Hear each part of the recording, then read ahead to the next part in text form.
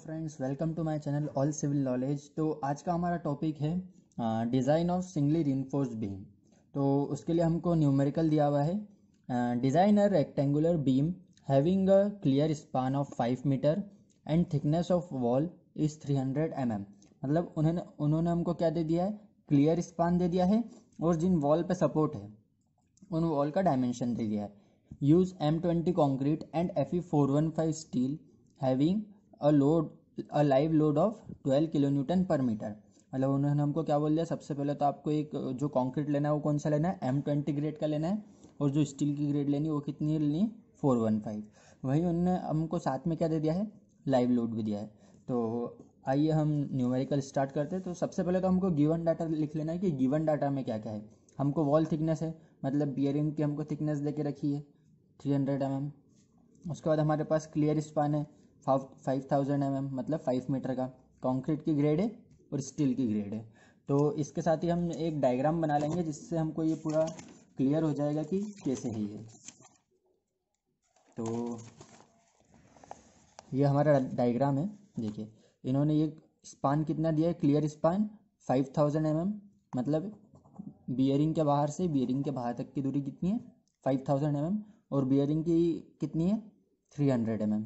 तो हम जब भी इसकी इफेक्टिव लेंथ कैलकुलेट करेंगे तो ये बियरिंग के सेंटर से ये यहाँ तक, मतलब इतने डिस्टेंस कैलकुलेट करेंगे जो हम स्मॉल एल बोलते हैं जिसको, ठीक है। इसको बोलते हैं हम स्मॉल एल और इसको बोलते हैं कैपिटल एल, ठीक है। ये बात आगे ध्यान रखिएगा। तो जब भी हमको कोई सी भी डिज़ाइन करना रहती है तो सबसे पहले हमको उसके चाहिए रहते हैं बेसिक डायमेंशन, और उसके बाद डायमेंशन के बाद हमको चाहिए रहते हैं उसके मोमेंट कैलकुलेशन करना रहता है जिससे कि हम उसमें स्टील निकाल सकते हैं। तो सबसे पहले हम क्या करेंगे, डायमेंशन वेरिफिकेशन करेंगे। तो सबसे पहले हम क्या करेंगे, इसके लिए हम डायमेंशन वेरिफिकेशन के सबसे पहले हम इसका हम सबसे पहले इसका डायमेंशन चेक करेंगे। तो उसके लिए हमको क्या करना रहता है, सबसे पहले हमको उसकी इफेक्टिव डेप्थ देखनी रहती है। इफेक्टिव डेप्थ के लिए हम जो फॉर्मूला यूज़ करेंगे वो IS कोड के पेज नंबर 37 और उसमें क्लॉज नंबर 23.2.1 में दे के रखा है। देखिए मेरे पास IS कोड का पेज है, मैं आपको दिखा देता हूँ यहाँ पे। देखिए the vertical deflection limit may generally be assumed to be satisfied provided that the span of depth ratio are not greater than value obtained as below। मतलब इन्होंने क्या बोला है कि अगर आपको स्पान दे के रखा है 10 मीटर का, है ना, तो उसके लिए आप कैंटिलीवर के लिए ये वैल्यू ले सकते हैं, सिंपली सपोर्टेड के लिए ये ले सकते हैं, और कंटिन्यूस के लिए ये ले सकते हैं। तो अभी जो हमारा बीम है सिंपली सपोर्टेड है, तो उसमें क्या दे के रखा हुआ है, सिंपली सपोर्टेड के लिए L/20 लेना है।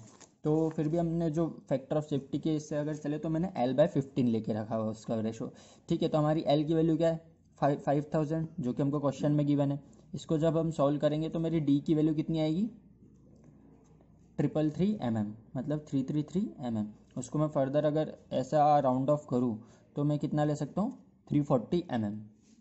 अब उसके बाद हम क्या करते हैं, कोई सा भी चीज़ अगर कर रहे हैं तो उसमें सबसे पहले हम कवर एज्यूम करते हैं, ठीक है। तो कवर यहाँ पे मैंने 30 mm का एज्यूम करा है। तो 30 mm का कवर अगर एज्यूम करूँगा तो मेरी ये वैल्यू कितनी आ जाएगी, 370 mm। मैंने पहले 25 का करा था पर कैलकुलेशन में कुछ दिक्कत आ रही थी, तो इसलिए मैंने कितने का लिया, 370 mm का। अब फर्दर मैं इसी स्टेप में जब आगे बढ़ूँगा तो मेरे कैपिटल D की वैल्यू कितनी हो जाएगी, 370 mm। अब इसमें मुझे क्या रहेगा, मेरे पास क्या आ गई है, अभी डेप्थ आ गई है, इफेक्टिव डेप्थ, ओके। अब मैं उसकी विड्थ के लिए जाऊंगा। तो विड्थ निकालने के लिए फॉर्मूला क्या होता है, small b equals to 2/3 into D मतलब ये जो हमारा विथ कवर वाला आया है, ठीक है। तो इसमें जब मैं 2/3 इंटू डी करूँगा तो मेरा आंसर आएगा 246.66, जो कि मैं नियरली इक्वल्स टू मान लूँगा 250 mm के, ओके। अब मेरे पास बीम के बेसिक डायमेंशन, लेंथ भी आ गई है उसकी जो कि क्वेश्चन में गिवन है, डेप्थ भी आ गई है और विड्थ भी आ गई है। अब मैं फर्दर इसमें जब आगे बढ़ूंगा तो मुझे क्या करना रहेगा, लोड कैलकुलेशन करना रहेगा। तो लोड कैलकुलेशन में मैं क्या करता हूँ, सबसे पहले तो डेड लोड निकालूंगा उसका, और डेड लोड के बाद लाइव लोड या फिर फ्लोर फिनिश अगर क्वेश्चन में हमको गिवन है तो। पर अभी मुझे क्या क्वेश्चन में गिवन है, सिर्फ लाइव लोड के अलावा मुझे चाहिए रहेगा डेड लोड भी उसका। तो डेड लोड निकालने के लिए मैं एक फार्मूला यूज़ करता हूँ, अगर किसी भी चीज़ का वेट निकालना है तो हम उसको क्या करते हैं, वॉल्यूम इंटू डेंसिटी। मैंने भी यहाँ पे ये करा, वॉल्यूम इंटू डेंसिटी, ठीक है। बी उसकी विड्थ हो गई है, डी डेप्थ, और डी ये जो है इसका डेंसिटी हो गई है, ठीक है। तो बी की वैल्यू रखी मैंने 2.5, 0.2 सब मीटर में लेके चलूँगा मैं। उसके बाद ये डेप्थ की वैल्यू 370 mm अभी आई है मेरी। 1 मीटर स्पान के लिए मैं करता हूँ हमेशा। और उसका 25 जो कंक्रीट की डेंसिटी रहती है, ठीक है। तो मैं इन सबको जब मल्टीप्लाई करूँगा तो मेरा आंसर आएगा 2.2 किलो न्यूटन। ओके, अब फर्दर मैं इसी स्टेप में जब आगे बढ़ूँगा तो लाइव लोड में वो क्वेश्चन में गिवन है, ठीक है। तो मैं टोटल लोड निकालूंगा मैं, क्योंकि जो मुझे मूवमेंट चाहिए रहेगा वो टोटल लोड से निकलेगा। तो dead load plus live load, ठीक है, ये मेरा टोटल लोड हो जाएगा 14.22 किलो न्यूटन पर मीटर। अब मुझे कुछ भी चीज़ अगर डिज़ाइन करना है तो मैं इस वेट पे नहीं करूँगा, इसका 1.5 इंटू लेके चलूँगा, मतलब फैक्टर ऑफ सेफ्टी कितनी लेके चलूँगा, 1.5 की। तो फर्दर मैं जब ये लोड को 1.5 से इंटू करता हूँ तो जो मेरा आंसर आएगा वो आएगा फैक्टर्ड लोड में आएगा, जिसको मैं बोलूँगा WU। ओके, तो जब मैं इसका इंटू करूँगा तो मेरा फैक्टर्ड लोड कितना आएगा, 21.33। फैक्टर्ड लोड से ही मैं निकालूंगा बेंडिंग मोमेंट। ओके, तो अब मेरी अगली स्टेप क्या रहेगी, check for bending moment. Bending moment इसलिए निकालूंगा क्योंकि मेरे को सरिया पता चल जाएगा मुझे कैसा देना है। ओके, तो बेंडिंग मोमेंट के लिए फॉर्मूला क्या होता है, हम पहले से पढ़ते आ रहे हैं, WU इक्वल्स टू L²/8। अब यहाँ पे हमारे पास WU है जो कि हमने अभी निकाला है, L की वैल्यू नहीं है हमारे पास, स्मॉल l की वैल्यू नहीं है। तो L सबसे पहले तो आप इसे देख लीजिए, L होता है वो होता है इफेक्टिव लेंथ। इफेक्टिव लेंथ वाली लेंथ जहाँ पे बीम का टोटल लोड एक्ट करेगा, ठीक है। तो उसके लिए फॉर्मूला क्या होता है, L इक्वल्स टू, मतलब capital L equals to bearing by 2 plus bearing by 2, मतलब ओके। तो हमको बियरिंग कितनी दे के रखी, 300 की। क्वेश्चन में L की वैल्यू दे के रखी है 300/2, ठीक है। तो मैं इसको कैलकुलेट करूँगा तो मेरा आंसर आएगा 5300 mm। और मैं इसके लिए एक और चेक लगाऊंगा, जैसे L की दो वैल्यू फाइंड करूंगा, उसमें से जो छोटी होगी वो मैं उसको एडॉप्ट करूंगा, ठीक है। तो यहाँ पे स्मॉल l की एक और फार्मूला लगाऊंगा मैं स्मॉल l का, ये होता है capital L equals to depth मतलब स्मॉल d। तो जब मैं इसको कैलकुलेट करूँगा तो मेरा आंसर आएगा 5370। इन दोनों को कंपेयर करा, जो छोटी वैल्यू है वो एडॉप्ट करी, मतलब कौन सी, ये वाली। अब मैं 5300 को इस वाले फार्मूले में रखूँगा, तो मेरा WU कितना था, 21.33 है ना। और M, मतलब ये मेरा L की वैल्यू कितनी आई थी, 5300, वो रखी अपॉन में 8। तो मेरा MU का फार्मूला कितना हो जाएगा, BM इक्वल्स टू, मतलब bending moment equals to 74.89 kilo newton metre, ठीक है। मेरे पास मोमेंट आ गया है, अब मैं डायरेक्ट इससे सरिया निकाल सकता हूँ, पर उसके पहले मुझे क्या करना पड़ेगा, मुझे चेक लगाना पड़ेगा कि अगर मैंने ये बेंडिंग मोमेंट लिया है तो इस हिसाब से मेरी डेप्थ सही है कि नहीं, ठीक है। तो डेप्थ में जब आगे कैलकुलेट करूँगा उसके लिए हमारे पास फार्मूला होता है, अगर हमारे पास FE415 का सरिया है तो उसके लिए डेप्थ चेक करने के लिए हमारे पास ये फार्मूला होता है, MU equals to 0.138 FCK into BD², जहाँ पे FCK क्या है, ग्रेड ऑफ कॉन्क्रीट, B क्या है उसकी विड्थ, और D जो कि हमको कैलकुलेट करना है D मतलब डेप्थ, ठीक है। और MU जो हमने अभी निकाला, ओके। तो मैं जब फर्दर इसको आगे कैलकुलेट करूँगा तो सारी वैल्यू रखूँगा, उसके बाद यहाँ से मैं D की वैल्यू निकालूंगा। तो ये D की वैल्यू मेरी कितनी, 327 mm, मतलब कितना हो गया, ये जो हमारा D आया ये आया D रिक्वायर्ड, मतलब इतने मूवमेंट के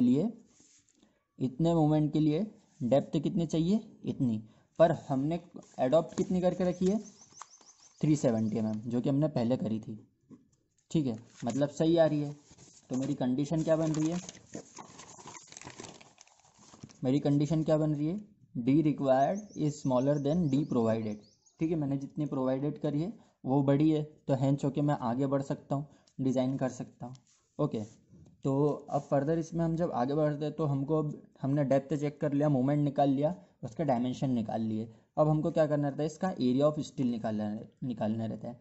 एसटी का जब आप IS कोड 456 में जब फॉर्मूला दिखेंगे तो इसमें पेज नंबर 96 पे आपको AST का MU का फार्मूला दे के रखा है। उसके हेल्प से हम क्या करते हैं, AST का AST निकालते हैं। ओके, मैं आपको इसमें कैलकुलेटर में भी बता दूंगा कि इसको कैसे सॉल्व करते हैं। तो हमारे पास MU की वैल्यू क्या थी 74.89 इंटू 10⁻6 कर देंगे न्यूटन पर MM में करने के लिए उसको 0.87 वैसा का वैसा ही। FY ग्रेड ऑफ स्टील जो हमको दे के रखी क्वेश्चन में, AST वैसा का वैसा ही। D की वैल्यू 340, हमको ये विदाउट कवर वाली लेनी, स्मॉल d की वैल्यू लेनी है ये।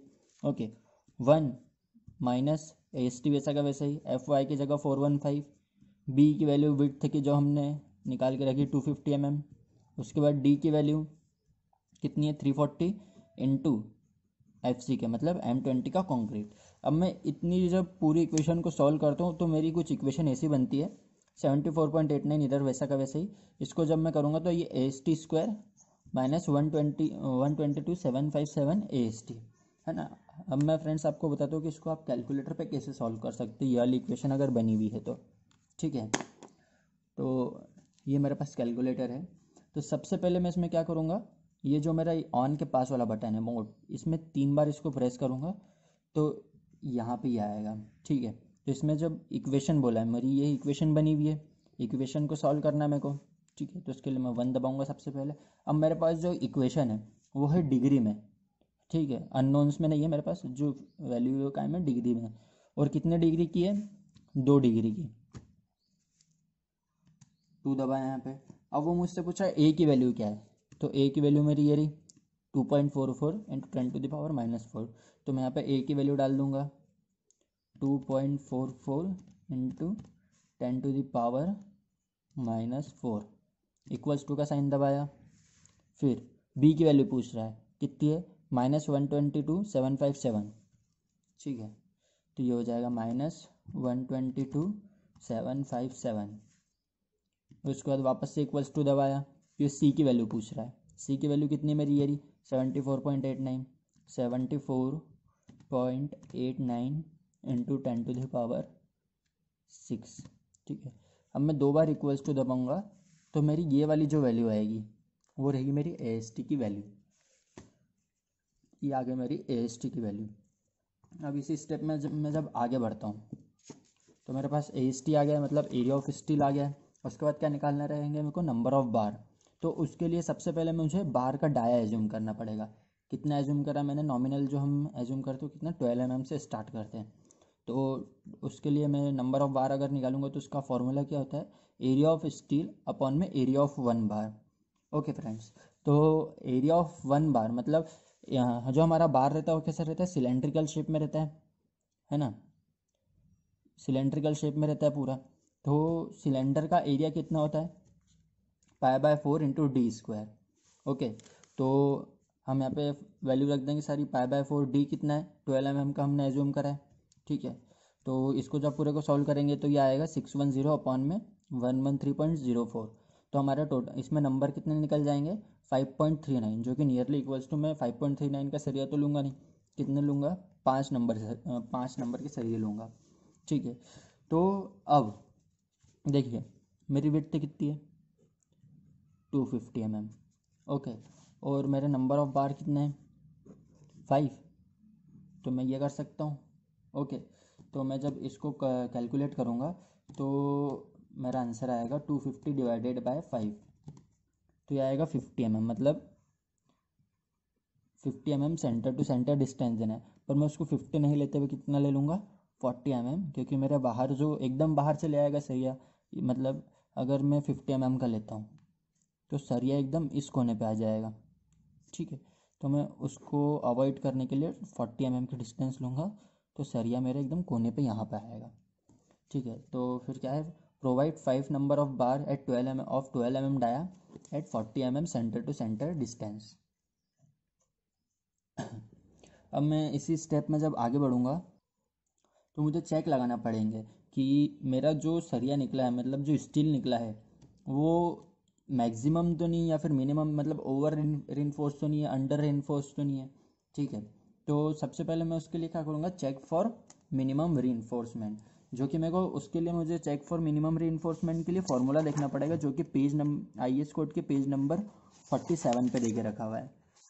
ठीक है, तो पेज नंबर 47 पे आप ये देखिए, जब टेबल देखेंगे तो टेबल के नीचे की फॉर्मूला दे के रखा है S upon B D equals to 0.85 F Y. ठीक है, एस क्या है यहाँ पे, minimum area of tension steel, मतलब जो हम टेंशन में प्रोवाइड कर रहे हैं। ओके, बी क्या है, ब्रेड्थ ऑफ बीम, डी क्या है उसकी depth, effective depth, F Y क्या है, कैरेक्टरिस्टिक स्ट्रेंथ ऑफ रीइंफोर्समेंट, मतलब जो हमको सरिया दिया है उसकी ग्रेड। ओके, तो इसमें हम फॉर्मूले में सारी वैल्यू रखेंगे।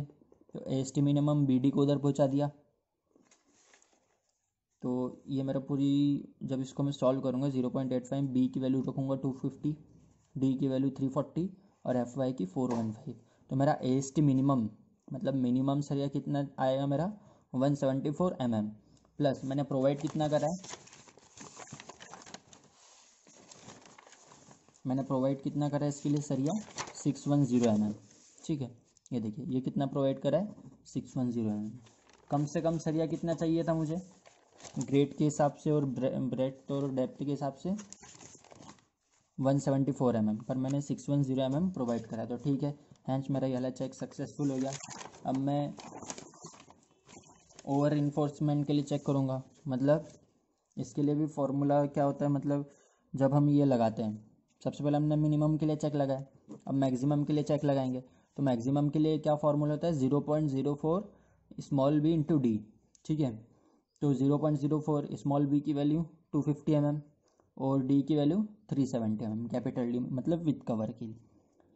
तो मेरे इस हिसाब से अगर एस टी अगर मैक्सिमम देखो, मतलब मैक्सिमम एरिया ऑफ स्टील कितना चाहिए 610, मतलब मैं इतना स्टील प्रोवाइड कर सकता हूँ, पर मेरा इससे कम आ रहा है, मतलब ना मेरा ओवर रीइंफोर्स्ड है ना अंडर रीइंफोर्स्ड है।